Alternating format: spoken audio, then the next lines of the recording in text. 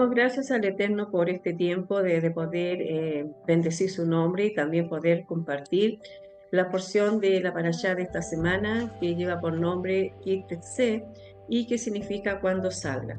Seguimos estudiando el libro de Devarim y vamos a ver el capítulo 23, versículo 24 al 24, versículo 4. Entonces aquí vemos que Moshe sigue recordándoles la Torá y los mandamientos al pueblo para que ellos los puedan cumplir cuando ya estén en la tierra prometida. Entonces en esta quintanilla, la que vamos a estudiar ahora, vamos a ver dos leyes. Primero, las leyes concernientes a quien come mientras trabaja en el campo de otro y las leyes de divorcio. Versículo 24, 25 dice: Cuando entres en la viña de tu prójimo, entonces podrás comer las uvas que desees hasta saciarte, pero no pondrás ninguna en tu seto. Cuando entres en la mies de tu prójimo, entonces podrás arrancar espigas con tu mano, pero no meterás la hoz a la mies de tu prójimo. Entonces aquí vemos que la explicación para estos versículos, que según el Talmud dice que esto solo aplica a los obreros. Ellos podrán comer uvas y espigas en las pausas durante el día de trabajo. Otros no tienen permiso de entrar en los campos de los demás y comer. Un obrero que come de las uvas cuando trabaja rinde mejor en su trabajo y así esta legislación también beneficia al propietario de la viña. También vemos que el dueño de esta viña está obligado también a dejar a que los trabajadores coman de lo producido por la tierra durante el trabajo. Si un dueño emplea a trabajadores en el campo o en el viñedo, debe permitirles comer de lo producido mientras estén dedicados, ya sea a la cosecha o al procedimiento. Mientras estos obreros puedan comer hasta satisfacerse, durante las horas de trabajo no tienen permitido llevarse ningún producto a su casa. Y también el Jinuk nos explica que nos dice que acerca de la flexibilidad de esto, de permitir que el trabajador se sirva de la producción es una bondad especial que Hashem demuestra al trabajador. También interesante cuando vemos en Mateo 12, versículo 1 al 8, que dice, por aquel tiempo Yeshua pasó por entre los sembradores en Shabbat, sus discípulos tuvieron hambre y empezaron a arrancar espigas y a comer. Y cuando lo vieron los fariseos, le dijeron, mira, tus discípulos hacen lo que no es lícito hacer en Shabbat. Pero él les dijo, ¿no habéis leído lo que hizo David cuando él y sus compañeros tuvieron hambre, cómo entró en la casa de Dios y comieron los panes consagrados que no les era lícito comer?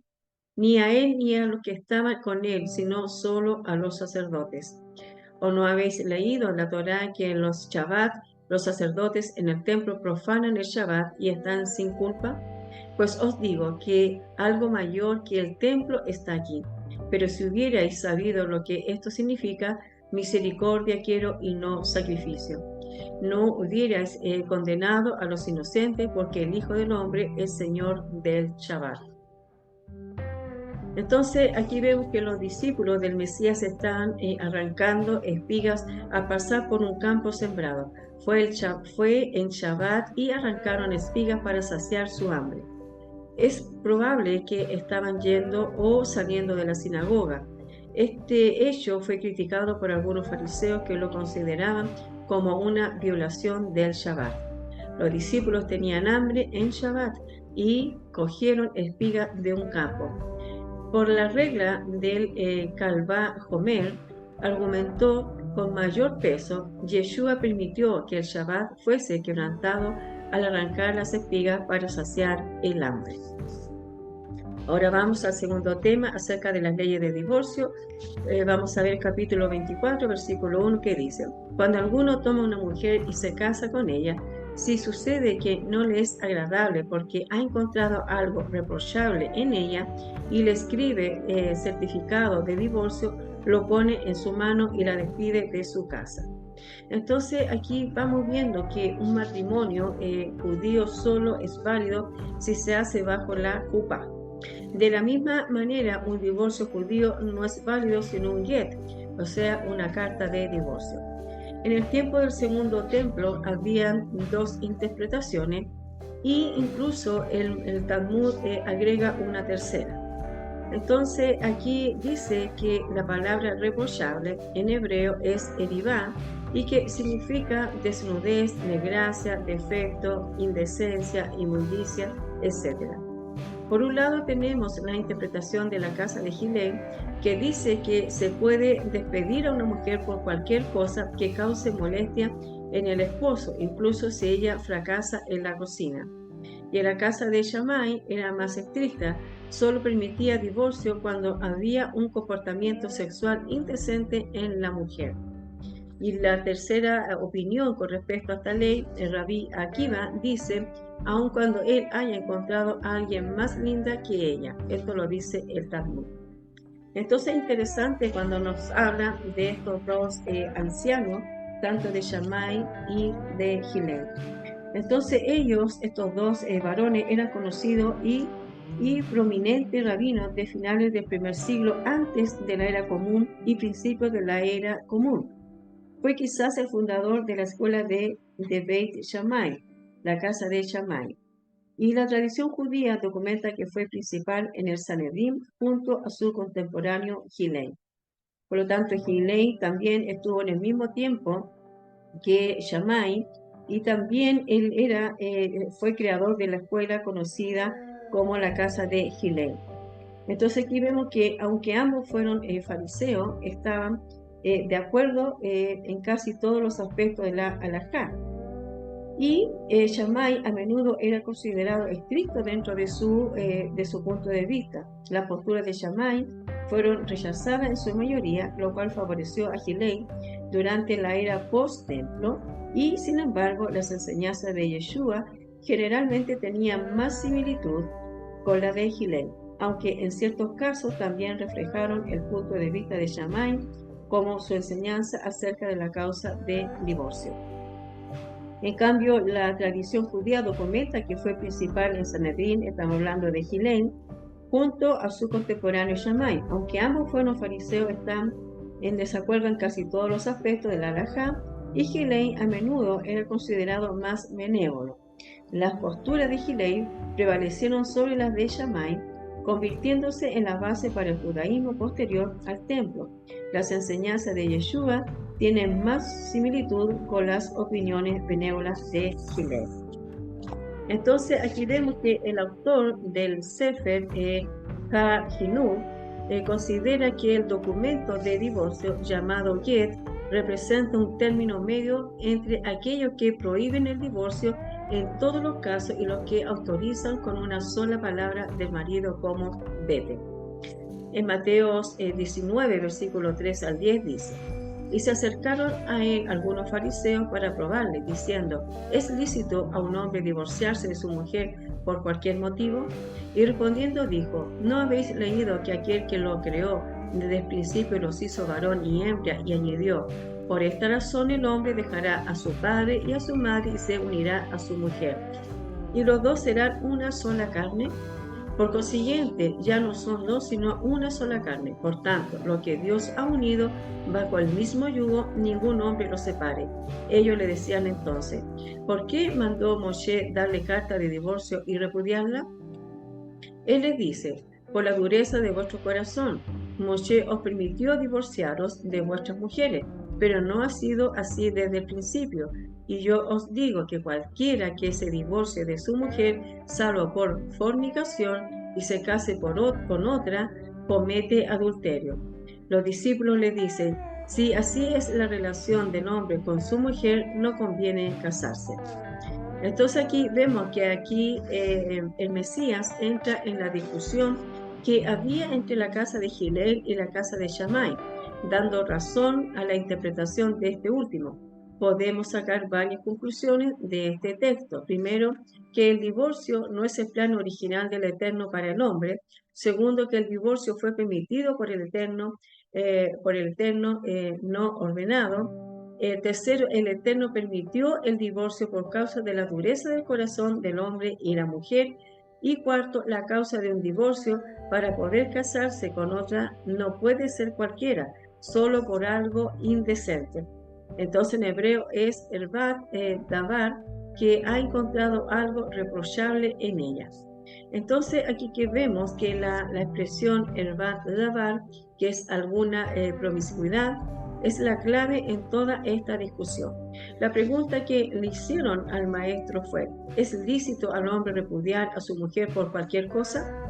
Siguiendo la interpretación de Hillel, que entiende la expresión erbat davar como cualquier causa, el maestro contesta que erbat davar no significa cualquier cosa que desagrade al hombre, sino tiene que ver con una desviación sexual en ella, que fue traducido al griego como pornea, que significa fornicación. Pero si ella hubiera cometido adulterio durante el tiempo de desposorio, tendría que ser apedreada, no despedida en divorcio, en Deuteronomio 22, de versículo 22 al 24, y también lo dice Levítico 20:10. La Torá no puede tener dos legislaciones diferentes para un delito. La despedida de una mujer tiene que ser por un acto oficial de entrega de una carta de divorcio, o sea, el get. Este le devuelve a la mujer el estatus de no casada y por lo tanto el derecho a casarse de nuevo con otro. La carta de divorcio es precisamente el documento oficial y legal que da el derecho a la mujer de casarse de nuevo. Sin un get sería una adúltera y si se uniera a otro hombre. Esto lo dice en Romanos 7 del 1 al 13. Según la respuesta de Yeshua en Mateo 19:9, un hombre no comete adulterio al despedir a su mujer y casarse con otra, si en ella hay una conducta sexual indecente, o sea, erbat davar. La expresión erbat davar se encuentra también en el capítulo anterior de esta misma parashá en Deuteronomio 23:14, refiriéndose a los excrementos humanos que no podían ser vistos por la presencia del Eterno ni dentro ni fuera del campamento de guerra. Sería algo indecente para la presencia divina. Entonces concluyamos pues que la expresión erbat davar en el capítulo 24 no se está refiriendo ni a cualquier conducta desagradable de la mujer según los caprichos del hombre, ni a la fornicación anterior al matrimonio o al adulterio durante el matrimonio o también desposatorio, sino en una desviación sexual de la mujer muy desagradable para el esposo. De la misma manera que los excrementos puestos en el suelo, dentro o cerca del campamento de guerra santa, causarían disgusto a la presencia divina. Así que según la enseñanza de Yeshua en Mateo 19, donde explica el texto de Deuteronomio 24, el divorcio está permitido para las personas con corazones duros, cuando existe algún tipo de comportamiento causado por una perversión sexual muy desagradable en el cónyuge. Un divorcio oficial con la entrega de un documento legal da el derecho a casarse de nuevo con otra persona. Versículo 24:4 dice: no traerás pecado sobre la tierra de que Hashem, tu Dios, te da por heredad. Las relaciones ilícitas traen pecados sobre la tierra de Israel y fueron una de las causas principales de la expulsión de los habitantes de las 7 naciones. Podemos ver en Levítico 18, 27 y 28. Entonces, para ir concluyendo el tema, digamos, la enseñanza de esta quintanilla, vemos que el divorcio se logra mediante una carta que es un get o un documento de divorcio. Si bien la creación de un matrimonio se llama Kedushim y tiene santidad, la disolución del matrimonio debe ser absoluta y completa. El get se llama Sefer Ritut. Es un documento de completa disolución, la concesión de toda libertad a la mujer en la esencia del divorcio. Crear una relación en matrimonio, otorgar completa libertad es divorcio. Él también le ha dado el Eterno los recursos y fortaleza para hacer que funcione. O sea, aquí está hablando que el Eterno da todas las herramientas para que el matrimonio pueda salir adelante, se puedan complementar y también se puedan comprender.